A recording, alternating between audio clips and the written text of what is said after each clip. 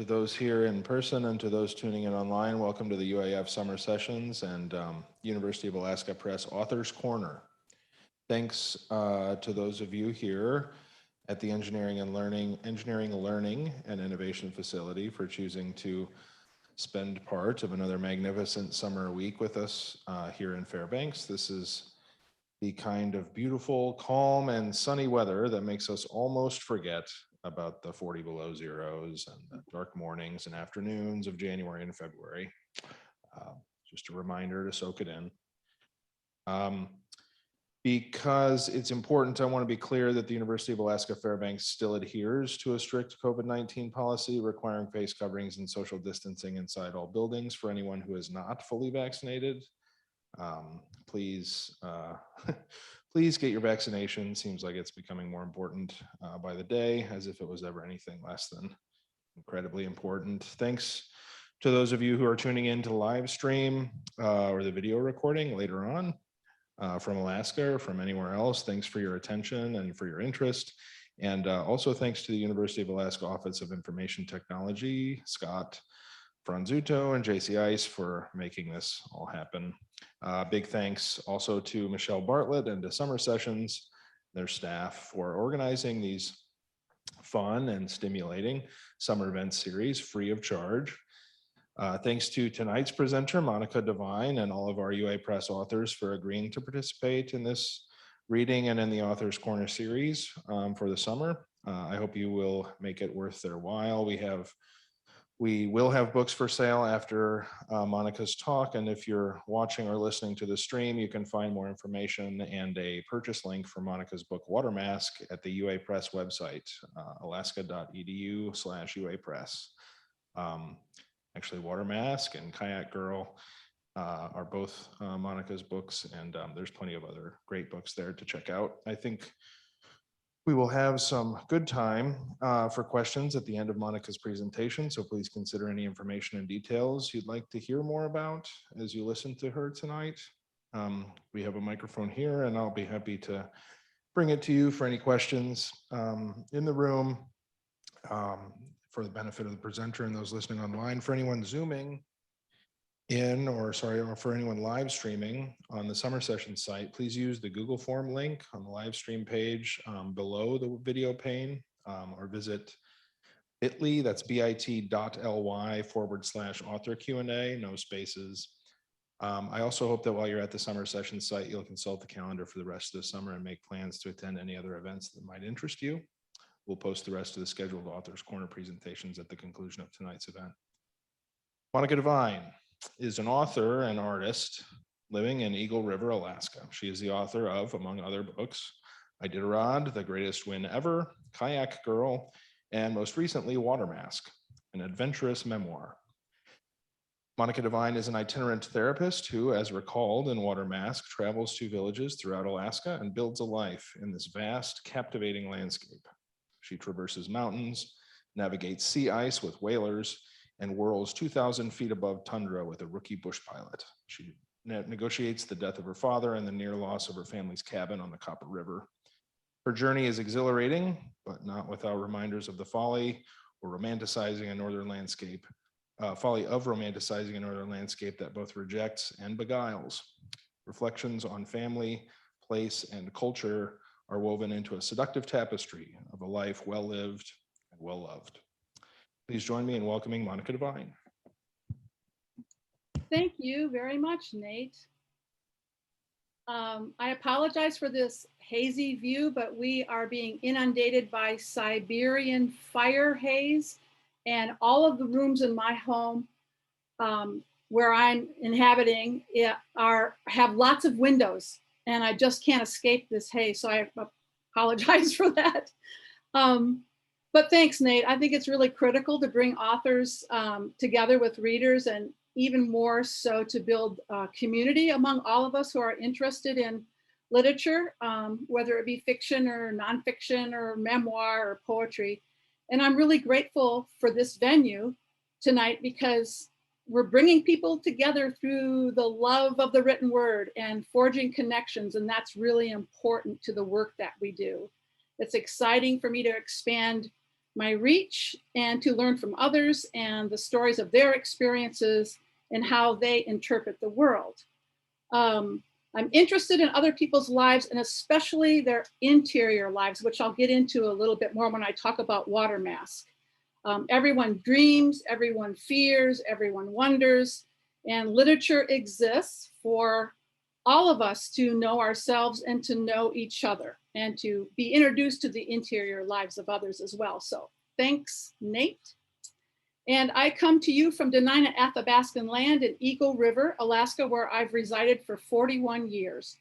And today I'm going to be talking about my book, Water Mask. But first, I'd like to note that my children's book, Kayak Girl, for children ages 3 to 8, was also generously published by the University of Alaska Press. So a little bit about Kayak Girl. In Kayak Girl, a young child learns to cope with serious loss through the keen love of her grandfather's hand and heart. After Jana's mother dies, she becomes uninterested in playing outside with her friends and helping her father catch fish for the family. Her grandfather, a carver, pays Jana a visit and carves a figure of a girl in a kayak. He asks Jana to promise to go down to the river every day and watch for Kayak Girl after he releases her into the water from his village far upriver. Through the following seasons, Jana goes to the river daily and finds strength in the positive memories from her short time with her mother, even as she imagines the distant Kayak Girl's struggles. After many trials, Jana and Kayak Girl are reunited and Jana's spirit is revived. Throughout the book, watercolor illustrations by Mindy Dwyer take readers to a magical place along an Alaskan river and demonstrate the power of memory and a sense of place in the natural world. Kayak Girl is a heartwarming story about loss and love along an Alaskan river. Thanks for giving me the opportunity to speak about Kayak Girl. I'd like to first of all share with you a couple notes on the book's cover art, of Water Mask's cover art. And also I was given permission to use the late Jim Harrison's poem, The Cabin, in my story, Water Mask. Water Mask is one of the stories in the book, Water Mask. And this story is about my mother's death. And it's juxtaposed with running our fish wheel on the Copper River. And the poem alludes to, though she raised her kids Catholic, it alludes to my mother's penchant for the natural world in her thoughts on the afterlife. So we'll get into that a little bit later. But as for the book's cover, I found Dominique Fortin, her mixed media work. I found her on Facebook and I thought it was a perfect representation of the contents of my book. Water Mask is a collection of 15 nonfiction stories drawn from living and working in Alaska for 3 decades. Several of the stories take place in Alaskan villages.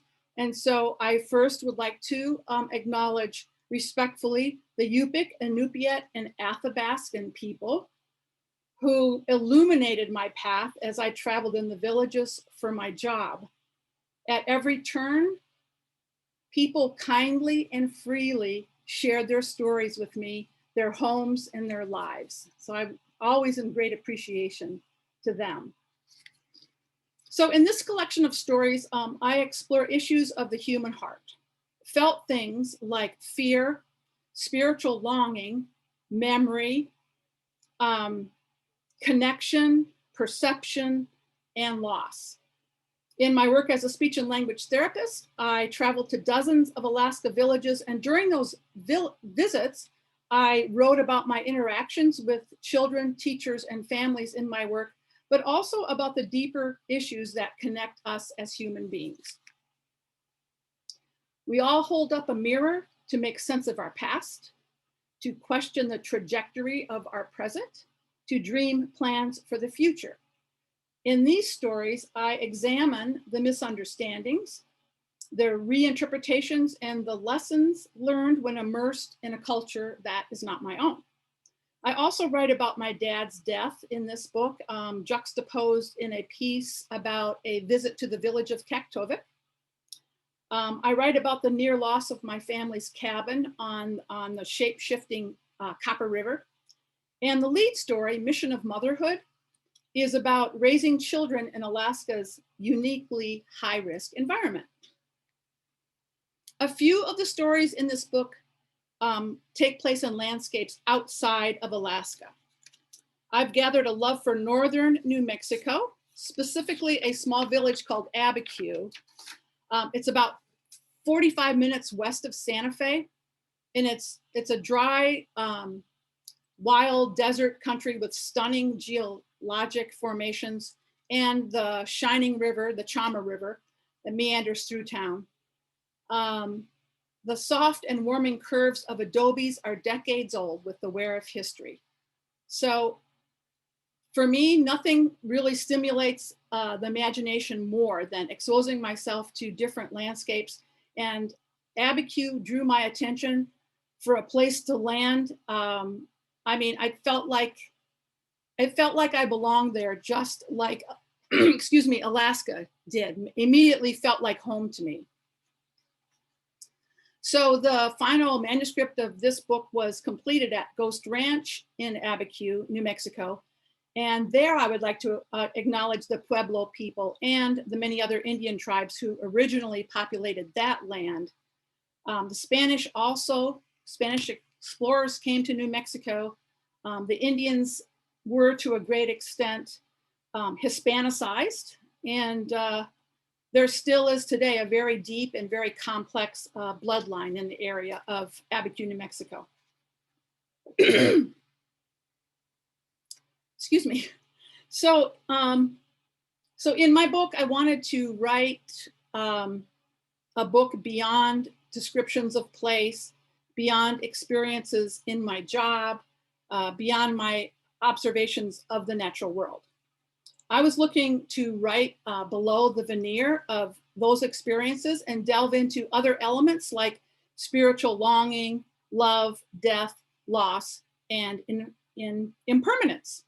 And so I talk a lot about, throughout the chapters, about life and art and landscape, memory, perception, and the joys inherent in the natural world.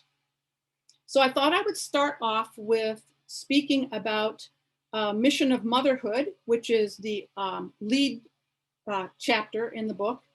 And what I'm going to do is just go through some chapters and read a paragraph or two from each chapter, rather than have a long reading of just one chapter. So you can get more of a taste or a feel for what the book's about.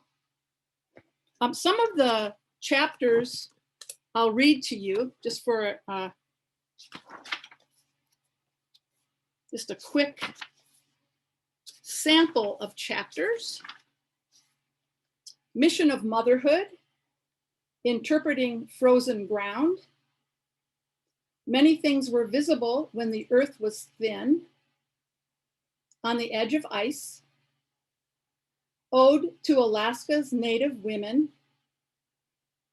Things Fall Apart, When Mountains Agitate the Wind, and so on. So I'm going to start with Mission of Motherhood.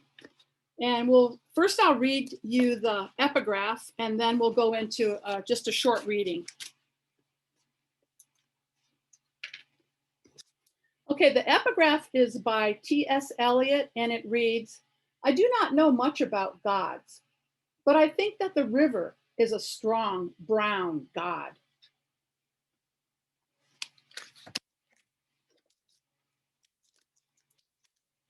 So I found myself, fishing, dip net fishing when my kids were really young.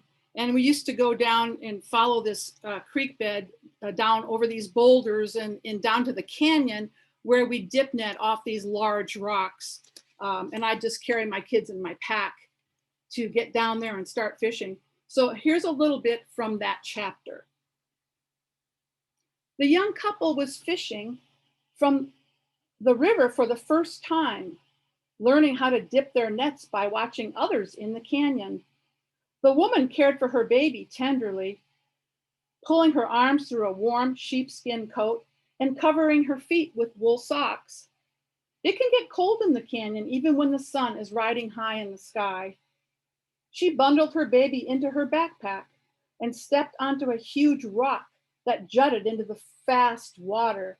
She reached over the rocks and eased her long pole with its large round net into the current. Soothed by the smell and the rhythm of the river, she held her net steady and waited. It wasn't long before she felt a bump in the net. Hand over hand, she pulled the pole toward her, feeling her arms burn with each pull. Her baby clapped her hands and made happy babble sounds, craning her neck to watch her mom pull in the fish. Before taking the fish out of the net, the woman bonked them over the head with her fish whopper to settle them down a bit. They flopped around her feet, straining against the net, their gills pumping in the cool, dry air. With a few swift cuts, she sliced the gills, flipped the fish over, and bled them out. Then she slid the pole back into the water and waited. Her husband stood a little ways downriver, she and the baby always in his peripheral vision, as he too worked his pole, dipping for fish. Sometimes things happen with such swiftness, you wonder if they really happened at all. She was screaming, though her husband couldn't hear her cries above the roar of the river. He could just see her arms flung out in front of her, her hands reaching toward the muddy water. Then she fell to the ground and held onto the rocks as the shock, like lightning, coursed through her trembling body. Her screaming turned into deep, heavy sobs, and it was only then her husband realized what had happened. Her backpack was empty. When she bent over to pull her pole in on another sweep of the eddy, their baby slid headfirst out of the pack and splashed into the roaring hydraulics of the current, sucked down instantly by silt. He scanned downriver and saw no trace of their baby girl, then scrambled over the rocks to reach his wife. I used to carry my baby like that, in a pack on my back, fishing from a boulder in the canyon.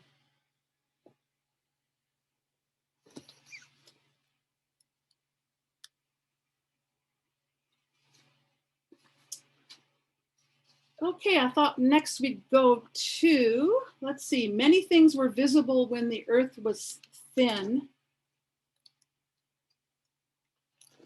And the epigraph by Norbert Mayer reads, "Just now, a rock took fright when it saw me. It escaped by playing dead." So when I was writing this chapter, I was thinking how everything that we see in our world it has a dual reality. So what something is as we see it, and then we think, well, what does it mean for us? And so we have this conscious and unconscious response to everything that we perceive. So we perceive the world as a reflection of who we are, of our values, our beliefs and experiences and so on. But sometimes, even though I think this is very rare, but sometimes we perceive the world cleanly and directly, and we see things for what they are in moments of illuminating vision. So I've had many of these experiences. You can't recreate them. You wish you could, but it's impossible. They just happen when you're in the flow of a situation and your attention is pinpoint and exaggerated.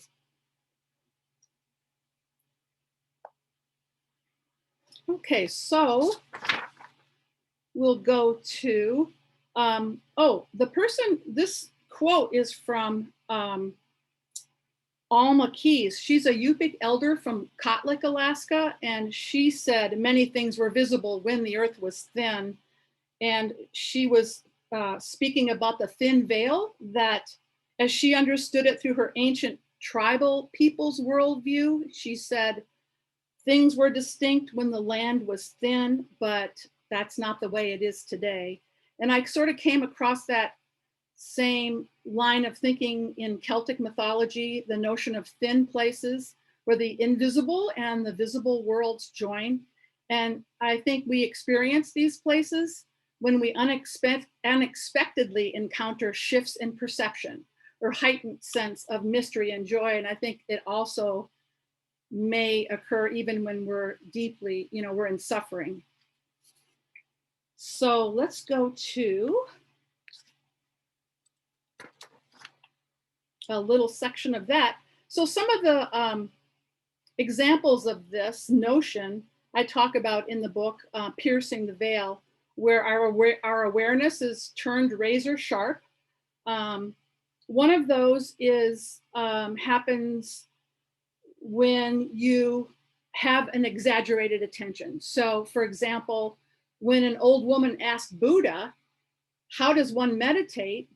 He replied, watch your hand when you draw water from the well. That's all. Watch your hand when you draw water from the well. So he was describing meditation in motion, and it was a way to become immersed in the task at hand. And that relaxes the mind, and there's no thinking, there's no unnecessary thinking, there's no language required. Another situation was I found myself observing the statue of David in Italy and feeling totally alive in the presence of this magnificent sculpture. I mean, the sculpture was so engrossing. I remember that for long moments, I couldn't pull myself away from it. And so there, again, there's a seamless place that you rarely get to in your normal everyday life. And then another situation, let's see.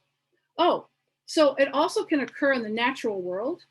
And I found myself on a hike, and I was by myself and climbing up a mountain, I guess you'd say, up to Lost Lake. And there was a real interesting shift of perception for me on this hike. I was walking along and I looked up, and there was a shelf above me, and there was a big hoary marmot on the shelf, and we locked eyes. I mean, we were looking at each other, and he held my gaze, and I'm kind of sizing up him, and he's sizing up me, wondering, who are these creatures? And I thought it was very interesting because I was completely engrossed in this gaze until I finally broke the gaze. But then it made me think of this interesting passage I read from David Abram's book called Becoming Animal. And he wrote, many undomesticated animals move in a fairly constant dialogue, not with themselves, but with their surroundings. It is not an isolate mind, but rather the sensate, muscled body itself that is doing the thinking. It is a kind of distributed sentience, this intelligence in the limbs and the body. So again, I was caught in a rapt act of absorption, and this motionless animal just pretty much split my perception like a boat's bow through the water. So that was very interesting. After that experience, I just stepped back on the trail, and I just felt really kind of lucky and refreshed and alive. Okay, let's go to, let's see, we'll go to the next story called A Month Alone.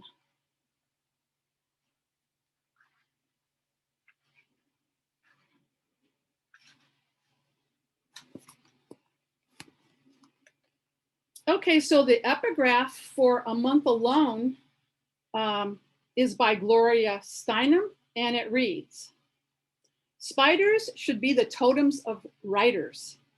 Both go into a space alone and spin out of their own bodies a reality that has never existed before."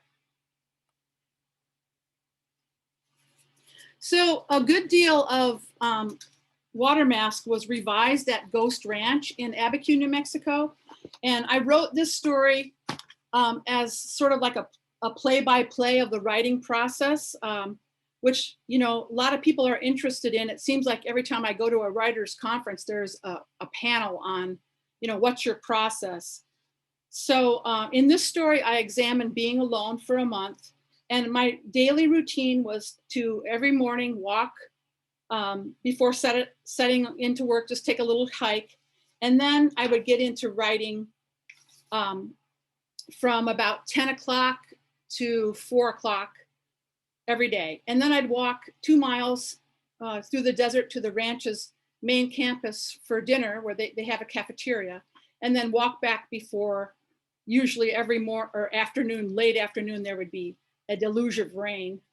So this story is about observations of the days, meditations on the prolific changes in the land from hour to hour, the way the light and the shadow shape shifts the contours of the land. It's just fascinating. It's a landscape that is ever changing. It's enchanting and awe-inspiring, just brilliant, beautiful place. So when you spend extended periods of time alone, you can get a lot of writing done, of course, without interruption, but you also discover how the mind can be a prison or kind of like a trap. And I'm very interested in how the mind works and how it could be, you know, how the mind, it's always a recurring theme in other stories in this book. And I'm just so fascinated by it. I started out after graduate school working with stroke and traumatic head injury patients. And so I was really fascinated by how the mind works and, you know, how different areas of the brain are responsible for different functions, like the frontal lobe governs motor speech skills. And then, so you learn that, and then science comes along, and then years go by, and there are new theories to take its place. And so now the theory of neuroplasticity, once that was launched, that was interesting because that shows us that the brain can change and rewire itself in response to learning and experience. So there's new neurons created, and the connections among them change throughout a person's lifetime. So as an extension of that, I started to study consciousness through yoga training. And I learned there how easily the mind governs behavior, sometimes through unbidden thoughts, you know, right? Because thoughts are constantly bubbling up in your mind without your permission. So specifically in the story, A Month Alone, I sort of talk about how the mind feeds on distraction, you know, to wriggle itself out of buckling down and directing your concentration, getting down to work. You know, there's always some distraction. The mind comes up with that, you know, it's a windy day and you think, oh, maybe I should be out flying a kite. Where can I go buy a kite? And then you go on this whole train of thought. But I didn't have a car, so I didn't go anywhere. Only place I could go was to the cafeteria to eat. So also during this time in Abiquiu, my work was greatly influenced by the late painter, Georgia O'Keeffe. And every day I'd walk past her adobe and I would thank her for her remarkable inspiration. And of course, long before she came, creative energy was alive and well in Abiquiu, among the Navajo people and the Pueblo people, and the mix of Spanish explorers. So in this story, I contrast the experience of being alone, the joy of being alone, with the perceived fear and loathing of being alone, and, you know, realizing that this also is not pleasurable for everyone. So I wanted to read a short example from that chapter. And it's about a South Dakota woman who finds it very frightening to be alone.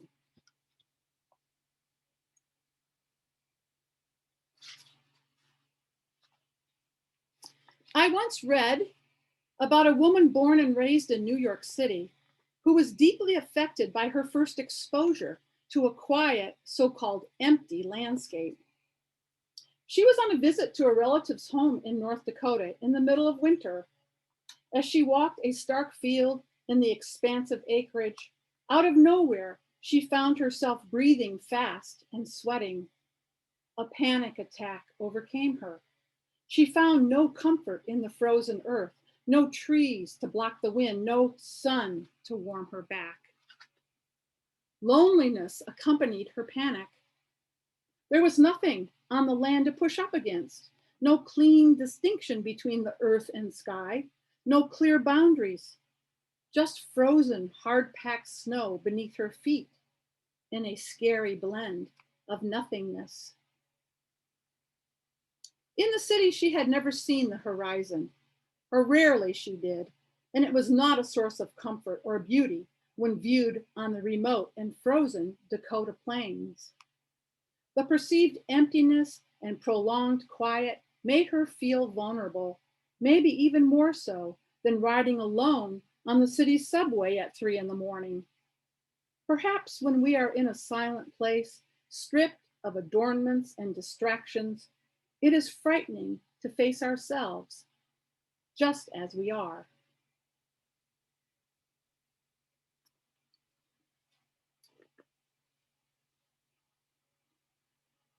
Okay, so now we're going to skip to another chapter called When Mountains Agitate the Wind.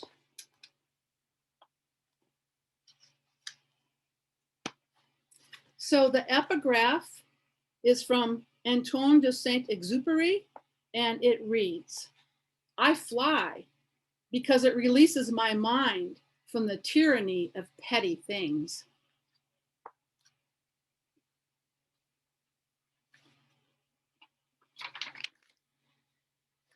So in this story, I am flying with a rookie pilot to a village, and it's very windy, and the weather keeps getting rougher. And but really, it's more about feeling it's about the feeling of flight, and for me, how it sets the mind free, and how I can think up there. So from the story, I will read.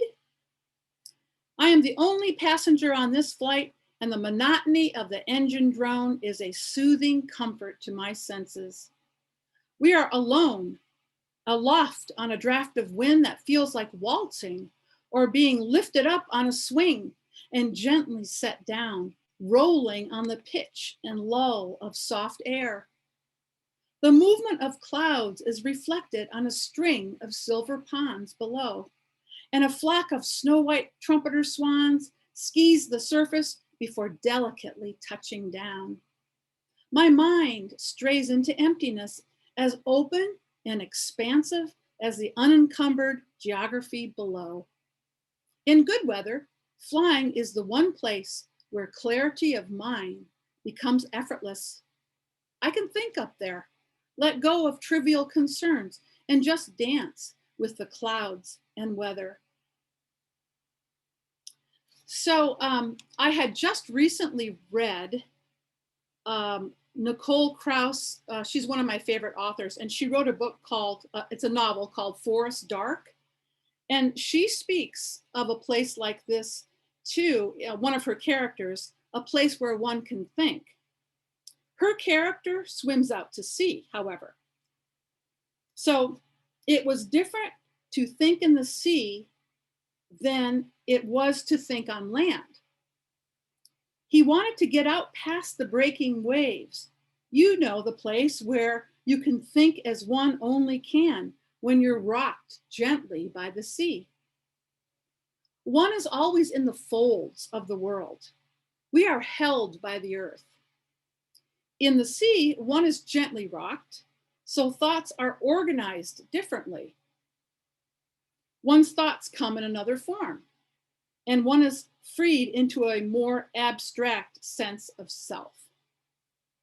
And I just loved how this contrasted, her character's experience contrasted with mine, both, fluid places, the air and the sea being very fluid places, and how that brought about for us a calm surrounding.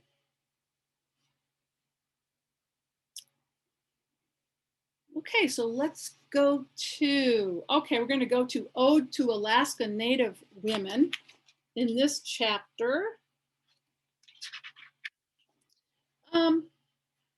So the epigraph here is by Teresa Moses of Tooksuk Bay, Alaska, and she said, "All things dance, including all animals." So the overarching theme in this story is the manifestation of community in Yupik villages by women. So it's split up into 3 sections, and the first section is called Women Making Dolls. And I'll just read a short paragraph from Women Making Dolls. "How many kids you have?" a woman asks me. "2, I say. "Sleep with doll under your pillow," she adds. "That way you have lots of children." The women laugh. "Oh, and a man. You have to sleep with a man too. The doll by itself won't work." Yeah. They laugh at their own jokes and they tease me because they know darn well my time of childbearing is gone. I'm too old now. "Maybe you have grandchildren someday," she says. "A whole room full like this." She waves her hand toward the kids with their crayons and opened coloring books. "Then you'd be lucky, woman." And the next section is called Women Taking Steam.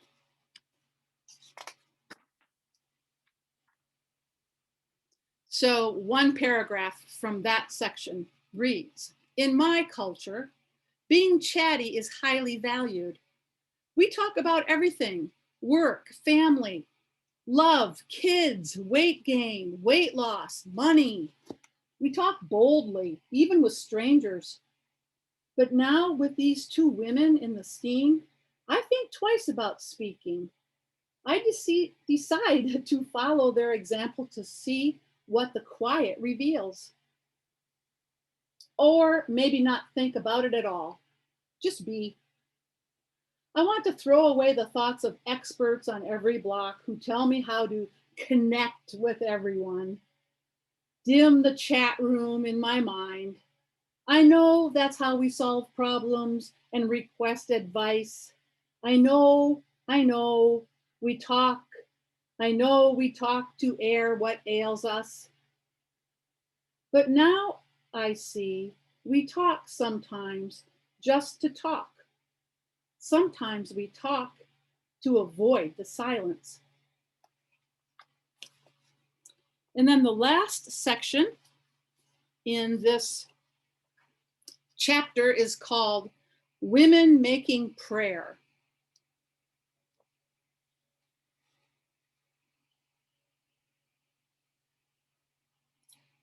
Okay. "I sit on the floor in the front row at a dancing celebration. Elder men sit on chairs at the back of the stage holding their wide hoop drums. The men begin a song. They beat their drums and chant in their language, 'Choose us, choose us.' Their song is a plea, asking the animals to offer themselves to the people, ensuring a plentiful harvest. A young man named Maddox jumps up on the stage and joins the drummers. 'Long ago,' he says, 'drums were made out of the fine stomach linings of walrus.' He tells the audience he made his drum himself out of goat skin. 'I order goat skin on Amazon,' he says. 'It's a lot cheaper that way, much faster and cheaper than hunting and harvesting a walrus.'"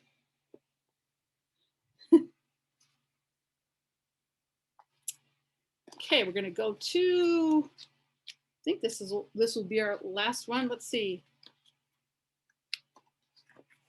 Oh yes, so this is from the story Water Mask, and the epigraph is by Alan Watts, and it reads, "This is all there is. The path comes to an end among the parsley." And so this is a story about my mother's death in juxtaposition with us using a fish wheel on the Copper River, and she enjoyed that very much. She came and visited us and enjoyed it.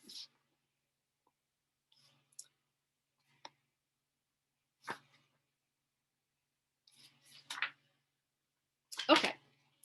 We sat on birch stumps, roasting marshmallows, and talked late into the light-filled night. My mother was a believer in extrasensory perception and the value of dreams to hint at future events. Shortly before my grandmother suffered a debilitating stroke, my mother dreamed of lightning striking a power line, producing a ball of fire, and likened it to my grandmother's spark-filled brain and its disconnected circuitry. She believed in angels as spirits that occupy space all around us, dispensing guidance in times of need. Frequently, she talked about death, always in a lighthearted way. "I'm not afraid to die," she said. "In fact, I welcome it."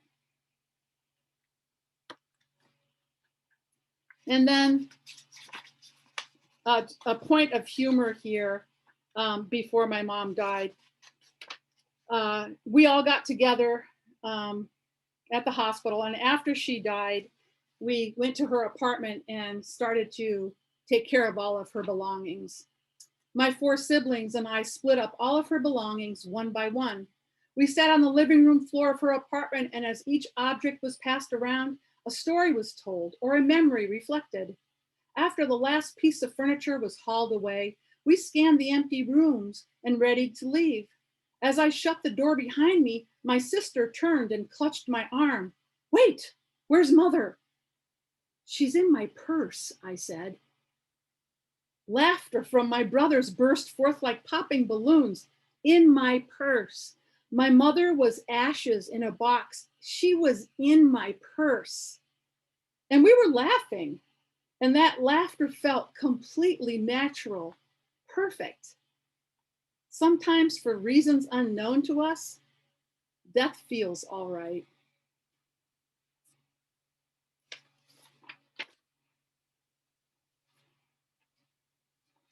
Okay, I think, oh gosh, it's 6:45 already. So if anyone has any questions, I'd be happy to have a little bit of discussion. But if not, thanks to everyone who joined in tonight.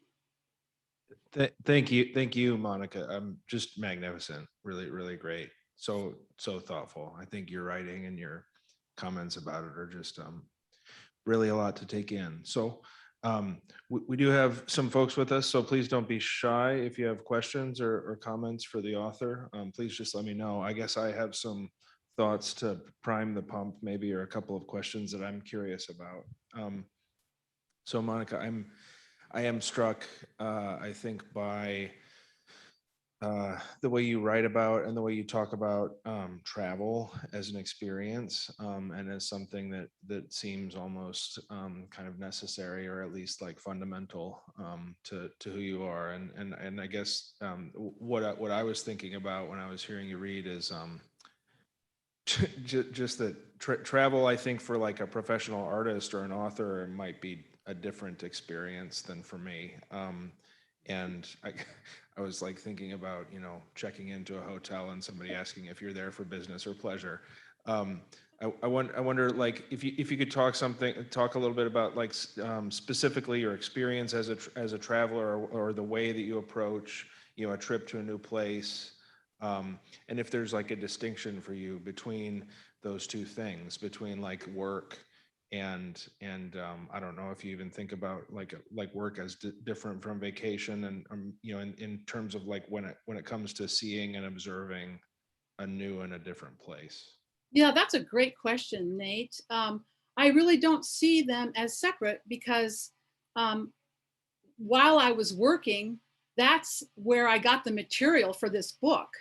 So like many writers, I always keep, a notebook in my pocket and a pencil and a pencil, by the way, because sometimes where you're in Barrow or Utqiagvik, where it's 20 below zero, your pen doesn't work. So I learned that, take a pencil, but I'm always jotting things down that I see, always making observations, and then later coming home and creating something out of that, whether it be writing or poetry, or I also work in figurative ceramics. I use low fire clay and I make sculptures of women. And most of the time the women are paired with animals.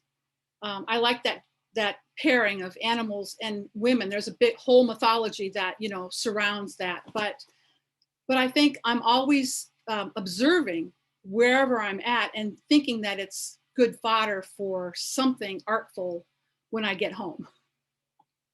Yeah, terrific. Thank you. I also, I remember when I was a kid, like reading the story about the town mouse and the country mouse, and like that, like staying with me and being like something I still think about all the time. Because I actually grew up. You were telling the story. You were reading the story about the woman in South Dakota. I grew up in rural South Dakota and Nebraska, and I remembered hearing stories about people who came there from elsewhere, from like urban environments, and found themselves like pretty shaken, I think, by the openness or the emptiness, which is also honestly not unlike the way I felt. I think the first time I visited like New York City and felt like, the buildings were like big walls, and I couldn't really immediately see for long distances or the horizon or anything. So I, I guess what I found myself thinking is those are kind of relative experiences, though, because I have a good friend here in Fairbanks who did AmeriCorps work in Chalkitsik in the '60s,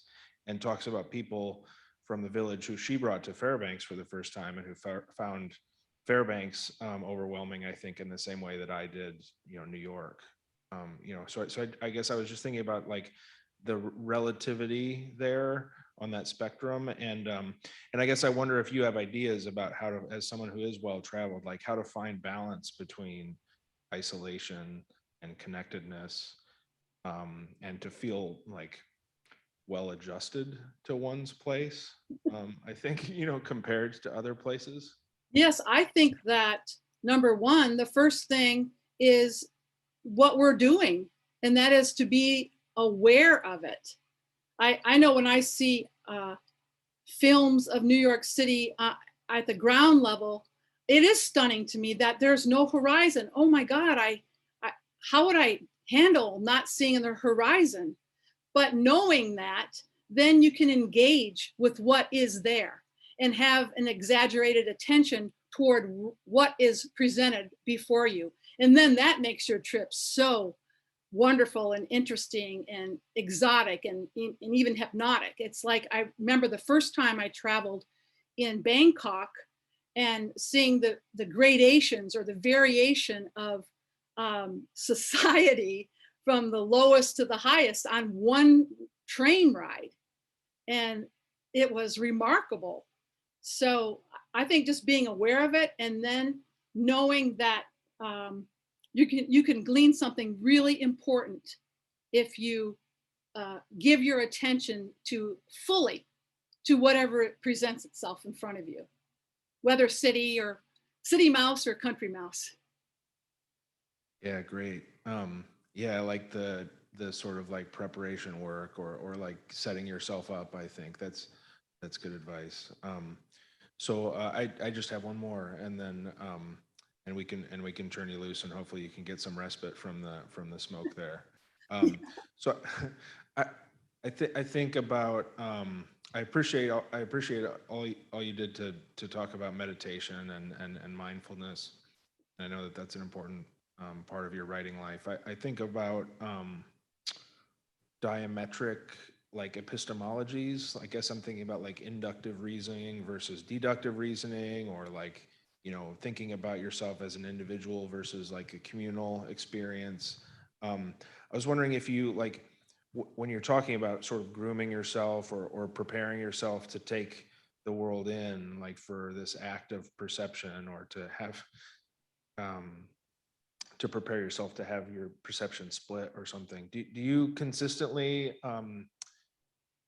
do you think normally that you begin from a position of separation from the world and find yourself sort of more drawn into it, like when you look the marmot in the eyes, or do you think that you begin more from a position of unity or togetherness and then think about yourself sort of like split off as a branch or a stream of your own? I don't know if that makes Oh, sense.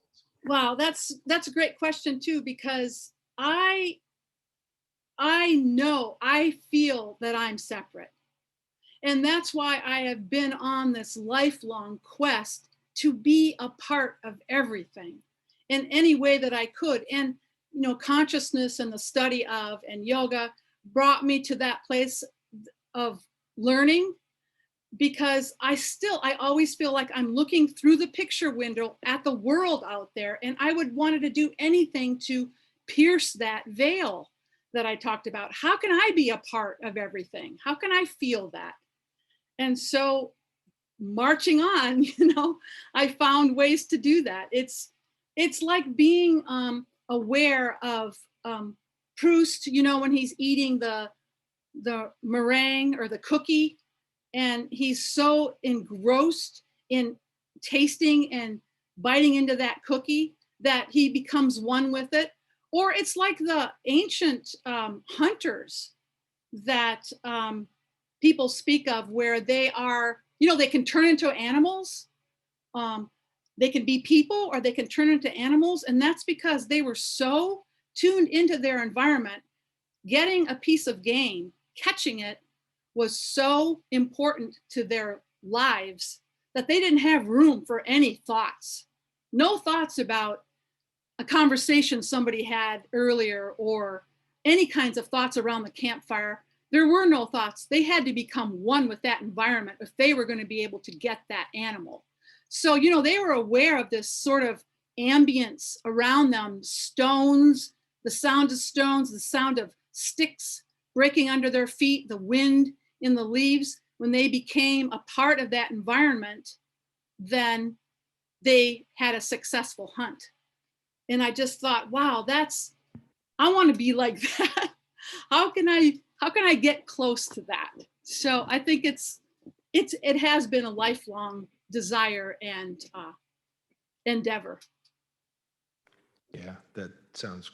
I'm also thinking about like I like to watch basketball, and like Steve Nash, the basketball player, talks, I think, in similar ways about becoming one with the basketball or with like the net or something like that. I think that's Yeah, exactly the same thing. I think in yeah. art and in sports, painters, musicians, they all get into that flow state at some point, and that's where you want to be to experience that. Cool. All right. Well, thank you so much, Monica. Thanks for your time and for your thoughts and for reading. I really enjoyed it. I want to, yeah, just give you a hand, give you some applause. Thanks to you all for being there. Yeah, really great time. Thanks again to everybody in attendance, in here in the room and online. Go buy Monica's book. But you can buy it online. You can buy it here on campus at our bookshop at the UI Press. And yeah, enjoy your summer. And hopefully, yeah, the smoke clears up and yeah, you can enjoy Alaska for the rest of this nice weather. Okay, one more thing, Nate. If anybody does buy my book and reads it, please feel free to have a discussion about anything. I really enjoy book clubs and talking about things. So my email is monicadevine@gmail.com. Thank you. Terrific. Okay, great. Good evening, everyone, and thanks again. Bye.